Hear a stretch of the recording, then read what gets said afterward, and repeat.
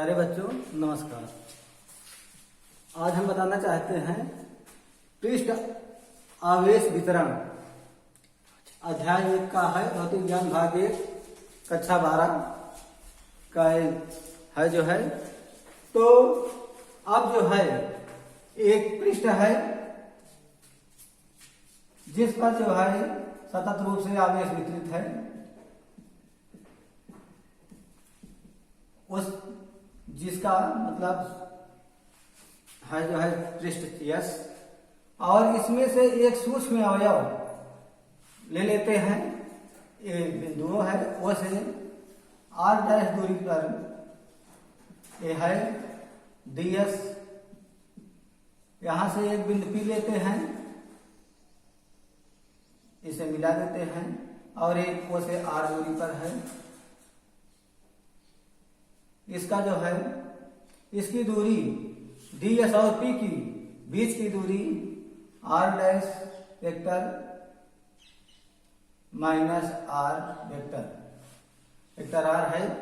अब इस ds पर एक सूक्ष्म आवेश dq है। पृष्ठ आवेश घनत्व जो है मादा पृष्ठ आवेश घनत्व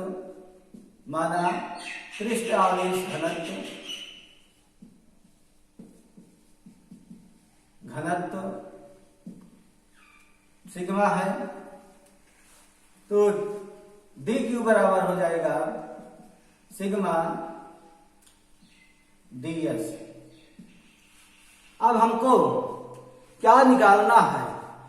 हमको ये निकालना है कि dq के कारण p बिंदु पर कितना बल काम कर रहा है। यहाँ एक परीक्षण आवेश q0 है।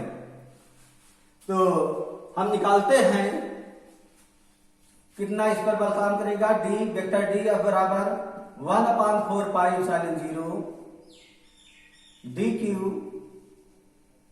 इंटू q0 अपान r s vector minus r vector q r dash vector minus r dash r vector ये है। ये सूक्ष्म आवेश के कारण dq के कारण p बिंदु p पर बल कार्य कर रहा है। अब हम संपूर्ण आवेश के कारण जो बिंदु p पर बल लग रहा है वो क्या है? संपूर्ण पृष्ठ आवेश के कारण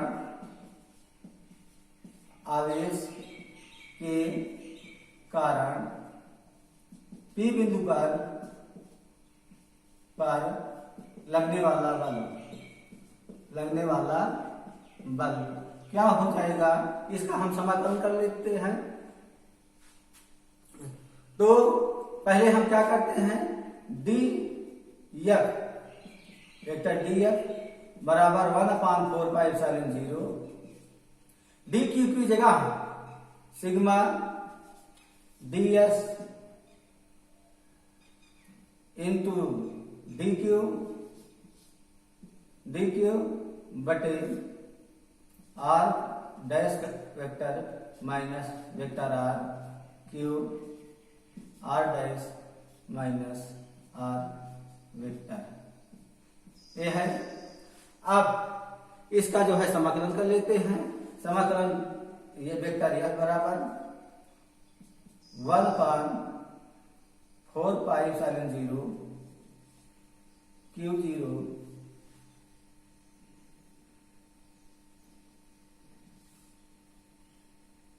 yes 1/r vector r dash minus r vector r dash minus r vector q ds sigma है। ये तुम्हारा पूरे आवेश के कारण p बिंदु पर बल है। तो ये तुम्हारा पृष्ठ आवेश वितरण के कारण जो बल कार्य कर रहा है यही बल तुम्हारा है। तो इस तरह से ये पूरा हुआ। अब जो है आयतन आवेश वितरण,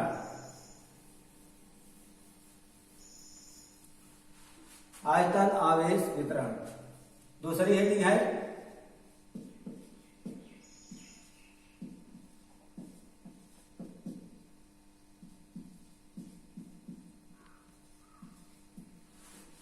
तो फिगर बनाते हैं चित्र।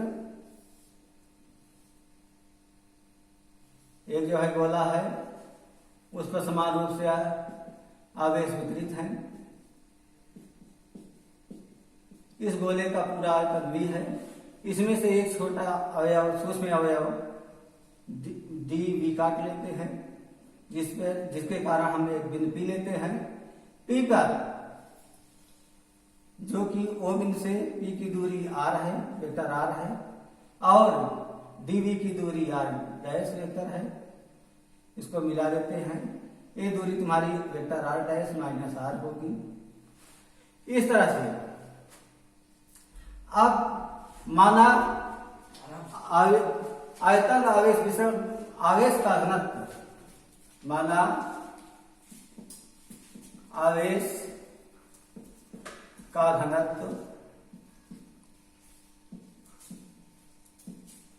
घनत्व तुम्हारा है रो, तो dq बराबर रो dv, जो कि dq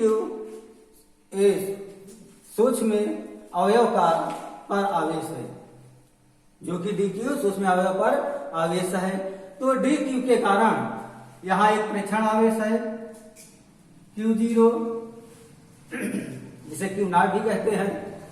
तो अब इसके कारण dq के कारण बिंदु P पर परीक्षण आवेश पर लगने वाला बल क्या होगा, dF वेक्टर बराबर 1/4 pi epsilon 0 dq into q0 बटे r minus r dash vector minus r vector का whole cube vector r dash minus r vector. ये है। अब dq की जगह हम क्या लिख लेते हैं, रो dv, तो df बराबर vector 1/4 pi epsilon 0 rho dv into q0 बटे r dash vector minus r vector का whole cube r dash vector minus r vector. ये सूक्ष्म अवयव के कारण लगने वाला P बिंदु पर बल है।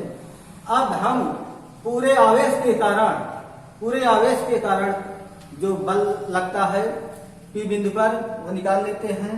तो दोनों का समाकलन कर लेते हैं। तो यह वेक्टर F बराबर 1/4 पाई एप्सिलॉन 0 q0 रो r dash vector minus r vector बटे r vector dash minus r vector का होल क्यूब ds। ये तुम्हारा dv पर जो dq आवेश है उसके संपूर्ण आवेश के कारण इस पर लगने वाला P बिंदु पर बल है, ये ज्ञात होता है। तो दूसरी हेडिंग है वैद्युत क्षेत्र। तो वैद्युत क्षेत्र किसे कहते हैं, अब इसे जानो। किसी आवेश के चारों ओर का वह क्षेत्र जिसमें अन्य आवेश प्रतिकर्षण अथवा आकर्षण बल का अनुभव करता है उसे वैद्युत क्षेत्र कहते हैं। ये तुम्हारे वैद्युत क्षेत्र की परिभाषा है। वैद्युत क्षेत्र की परिभाषा फिर से सुन लो। विद्युत आवेश के चारों ओर का वह क्षेत्र जिसमें किसी अन्य आवेश पर आकर्षण अथवा प्रतिकर्षण बल अनुभव करता है उसे वैद्युत क्षेत्र कहते हैं। तो आप वैद्युत बल रेखाएं क्या है, वैद्युत बल रेखाएं वे हैं जो वह वैद्युत बल रेखाएं वैद्युत क्षेत्र में खींची गई वह काल्पनिक रेखा है जो कि जो स्वतंत्र व पृथककृत एकांक धन आवेश चलता है और बल रेखा किसी बिंदु पर खींची गई इस मतलब वैद्युत बल रेखा पर खींची गई स्पर्श रेखा किसी बिंदु पर आवेश पर लगने वाले बल की दिशा को प्रदर्शित करता है।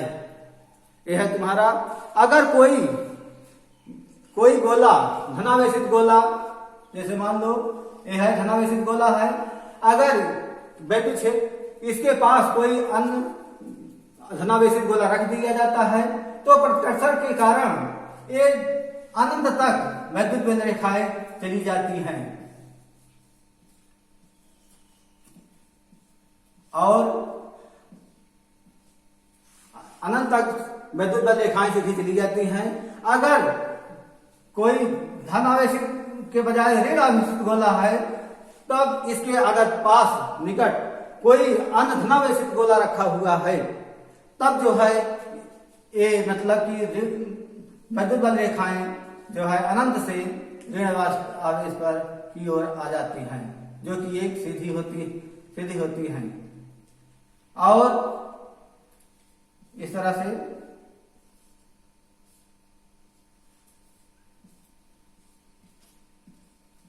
ये है। जब दो गोले पास धनावेशित गोले पास रखते हैं तो प्रतिकर्षण के कारण, जैसे दो गोला पास हम रख दिए धनावेशित गोले, तो इसमें प्रतिकर्षण के कारण इस तरह से जो है वैद्युत बल रेखाएं निकलती हैं।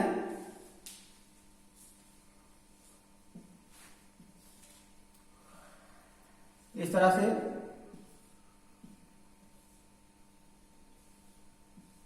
यहां पर जो है बीचों बीच उदासीन बिंदु होता है। बीचों बीच उदासीन बिंदु तब होता है जब ये धनावेशित गोले समान परिमाण के होते हैं। जब समान परिमाण के होते हैं तब इसका उदासीन बिंदु मध्य बिंदु का मतलब होता है। अगर यही जो है मतलब परिमाण में भिन्न भिन्न होते हैं तो उदासीन बिंदु मध्य में ना होकर अलग जगह पर होता है। इसलिए जो है अगर इस परिमाण में समान नहीं है तो ये जो है अगर यहाँ से दूरी r उदासीन बिंदु r1 है, यहाँ से दूरी r2 है, अगर एक आवेश q1 है एक q2 है तो इसका जो है होता है q1 बटे r1 बराबर q2 बटे r2 होता है। वैद्युत बल रेखाएं हमेशा धन से निकलती हैं, ऋण में समाप्त हो जाती हैं।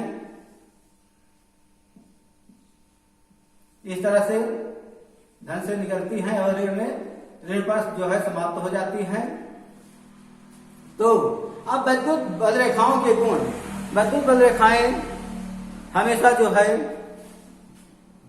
धन से निकलती हैं, ऋण में समाप्त हो जाती हैं और वैद्युत बल रेखाएं कभी जो है एक दूसरे को काटती नहीं हैं। अगर काटती हैं तो वहां पर दो स्पर्श रेखाएं खींची जा सकती हैं जो कि दो दिशाएं प्रदर्शित करेगा।